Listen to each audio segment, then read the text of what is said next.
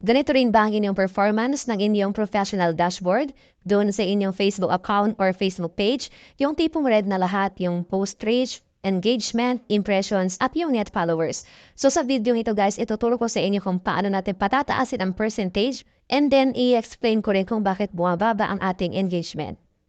So paano nga ba mapataas ang performance ng ating post reach, engagement, impressions at net followers? So lahat na ito guys, makikita natin sa ating professional dashboard.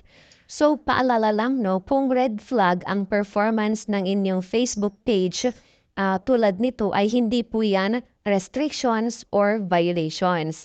Ito po ay senyales na kailangan mong maging active sa page mo. So paano nga ba ito?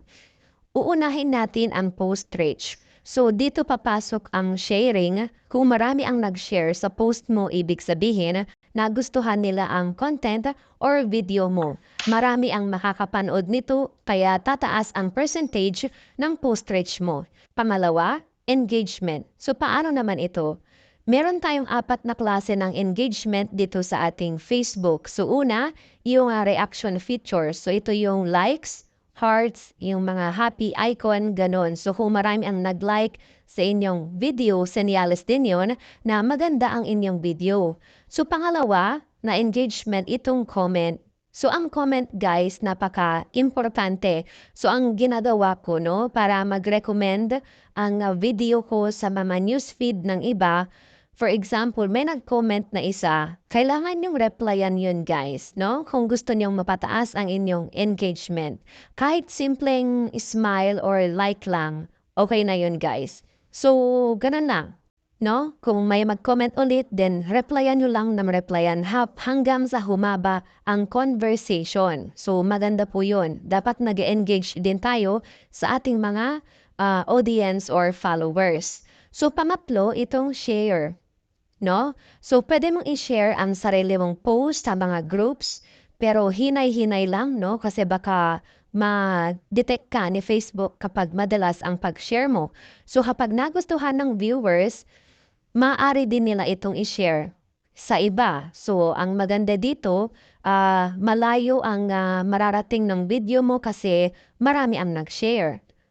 Okay? So, ang pang-apat na engagement ay itong views. So, no need to explain, kapag views ang kinag-uusapan, siguro ang tanong na lang dito kung paano mapataas ang views. Number 1, so kailangan po ng satisfying video para balik-balikan po ng mga viewers ang inyong content. Okay? Number 2, consistency sa pag-upload ng mga videos. Kailangan magpapansin ka para pansinin ka rin ng mga viewers. So, gano'n naman talaga dapat. Pangatlo, kailangan mong i-share ang video mo sa My Story dahil sure ako maraming marites doon. Oo, totoo yun guys, Magugulat ka na lang kapag, for example, after ilang minutes, ang dami na palang nakapanood ng My Story ko. O, diba? Ang baka hindi natin alam yung mga iba doon, pinipindot nila yon at pinapanood ng mga video mo. Okay? So, pang-apat, kapag marami kang hawak na Facebook page, pwede mo siyang i-share doon. Okay?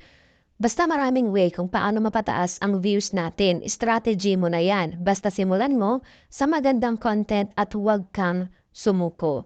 Kung maaari, dapat regular kang nag-upload ng mga video mo. Nasa sayo yan kung gagawa ka ng timeline or schedule mo kung kailan mo ito i-upload, So, strategy mo na yan. So, punta naman tayo sa impressions. So, ano nga ba itong impressions? Ito yung ilang beses magpakita ang inyong content or videos sa newsfeed ng iba. Okay? Pinanood man nila ito o hindi, considered yon as one impression. So, ang pang-apat guys, ito yung net followers. So, karamihan, ito rin yung isa sa mga problema nila kasi bumababa ang kanilang followers, lalo na doon sa mga may mga nagrereklamo pa nga na kapag naka-follow sila, hindi na sila binabalikan ng kanilang mga finalo. Kung ganun yung mangyari guys, wag nyo nang seryosohin or wag na kayong magalit kasi nangyayari talaga yun dito sa kalakaran ng Facebook when it comes to follow.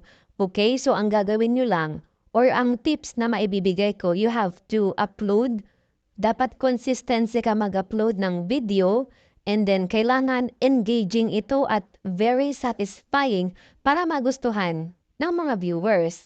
'Di ba? Kapag maganda kasi ang video mo, hindi mo na kailangang pilitin pa yung mga followers, yung mga viewers na mag-follow sa'yo. Sila na mismo ang magka-follow sa'yo. So yun po yun, no? Hindi ko naman sinasabing itigil mo na ang pagka-follow to follow because ito nga yung nakatulong sa atin, especially sa atin na baguhan. Okay? Ang, ang gusto ko lamang sabihin, bilang isang digital creator or video creator, from the word itself, creator, kailangan natin gumawa ng sariling video natin. Hindi po ba?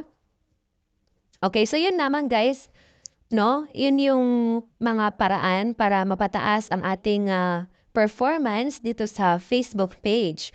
At para maiwasan, no, ang pag-red flag ng mga post reach, engagement, impressions at itong net followers. So yun naman guys, kung nagustuhan mo ang video na to, please like and share. And then, i-follow mo na rin ako. Salamat!